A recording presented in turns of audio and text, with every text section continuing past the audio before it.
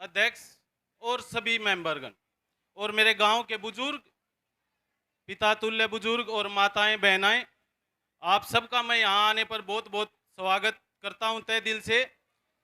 मैं आप सभी को एक अतीत के हिस्से में ले जाना चाहता हूं, जिसके लिए ये जो प्रोग्राम हो रहा है थोड़ा उसके बारे में बताना चाहूँगा।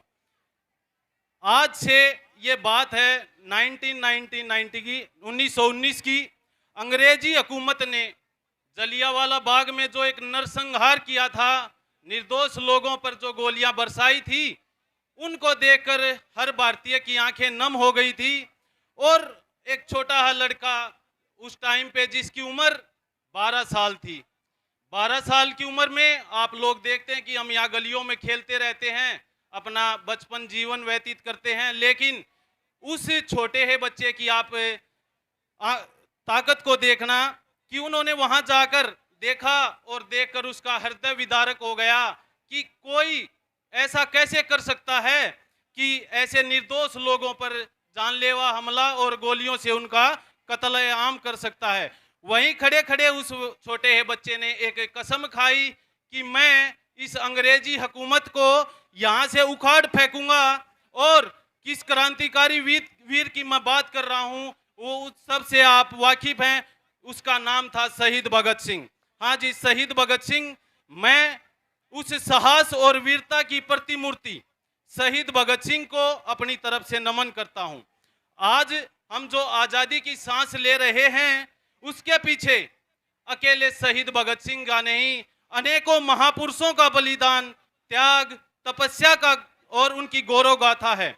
1857 की क्रांति के मंगल पांडे हो, तात्या तोपे हो, राम प्रसाद बिस्मिल हो, अशफाक अब्दुल्ला खां हो, राजगुरु सुखदेव, सरदार पटेल आदि, इन्होंने जो देश के लिए योगदान दिया है वो बहुत ही सराहनीय है और हम कभी नहीं भूल सकते।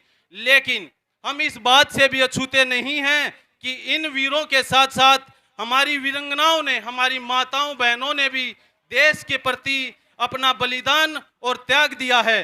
रानी लक्ष्मीबाई हो, सावित्री बाई फुले हो, विजय लक्ष्मी, सरोजनी नायडू, बेगम हजरत महल, दुर्गाबाई आदि, इन सभी क्रांतिकारी वीरों ने और वीरंगनाओं ने देश के लिए जो योगदान दिया है, हम उनका योगदान कभी नहीं भूल सकते। लेकिन इन सभी में सबसे ऊपर एक ही नाम लिया जाता है, भगत सिंह, क्योंकि आजादी के संग्राम में और आजादी की जो क्रांति थी उसको सही दिशा और दशा में ले जाने का काम शहीद भगत सिंह ने किया था। यह हमारा सौभाग्य है कि आज हम उस पवित्र भूमि में जन्मे हैं और इस पवित्र भूमि का साक्ष्य बने हुए हैं, जिनमें उन वीरों का त्याग, तपस्या, समर्पण, खून और पसीना है। भगत सिंह एक नाम नहीं, यह एक विचारधारा है। किस पद की विचारधारा है यह मैं अभी बताता हूं आपको। एक देशभक्ति की विचारधारा, देश सेवा की विचारधारा, देश के प्रति समर्पण की विचारधारा और देश के लिए त्याग और बलिदान की विचारधारा। आज एक नाम है, उस नाम में वो ताकत है जो आज भी देश के नौजवानों को, युवाओं को देश के लिए मर मिटने की प्रेरणा देता है, जिसका नाम सुनते ही हमारे मन में एक क्रांतिकारी विचार आने लगते हैं और कुछ कर गुजरने का मन करता है, हमारे खून में उबाल आने लगता है। वो नाम है भगत सिंह। एक नारा दिया था उन्होंने, इनकलाब जिंदाबाद, जिसको सुनते ही आजकल के नौजवान और मेरे साथियों का खून में उबाल आ जाता है। 23 मार्च 1931 को अंग्रेजों ने भगत सिंह, राजगुरु सुखदेव को फांसी पर लटका दिया, लेकिन भगत सिंह ने मरते समय यह कहा था कि अंग्रेजी हुकूमत मुझे तो मार सकती है, लेकिन मेरे विचारों को कभी नहीं मार सकती। और आज हम देख रहे हैं कि हर नौजवान के दिलों में उनके विचार हैं और जो जगह जगह जो प्रोग्राम हो रहे हैं उसी में अपना योगदान। भगत सिंह विचार समिति भी उन्हीं के विचारों से प्रेरित होकर स्वर्गीय सुखबीर जी ने नौजवान साथियों के मन में जो उनके विचारों का प्रस्तुत किया, उसको आगे बढ़ाया। लेकिन बड़े दुखद खबर है कि वो हमारे बीच नहीं रहे। उसके बाद उनके छोटे भाई रणधीर कटारिया ने देखा कि आज वो जो प्रोग्राम चल रहे थे उनको भी हम आगे बढ़ाएं और सभी ग्रामवासी, जो हमारे ग्रामवासी हैं, समय समय पर खेल शिक्षा क्षेत्रों में प्रतिभावान छात्रों को सम्मानित करने का काम कर रहे हैं। जितने भी महापुरुष हुए उन सब में एक सपना देखा था कि मेरा भारत खुशहाल भारत हो, मेरा भारत श्रेष्ठ भारत हो, मेरा भारत एक सशक्त भारत हो। उन सब में भगत सिंह ने भी यही सपना देखा था कि मेरा भारत विश्व में नंबर 1 हो। लेकिन हम सब मिलकर काम करेंगे और प्रतिभावान छात्रों को, बच्चों को, चाहे वो किसी भी क्षेत्र में हो, हम उनको आगे बढ़ाएंगे, तभी हम ये उनका सपना साकार कर सकते हैं।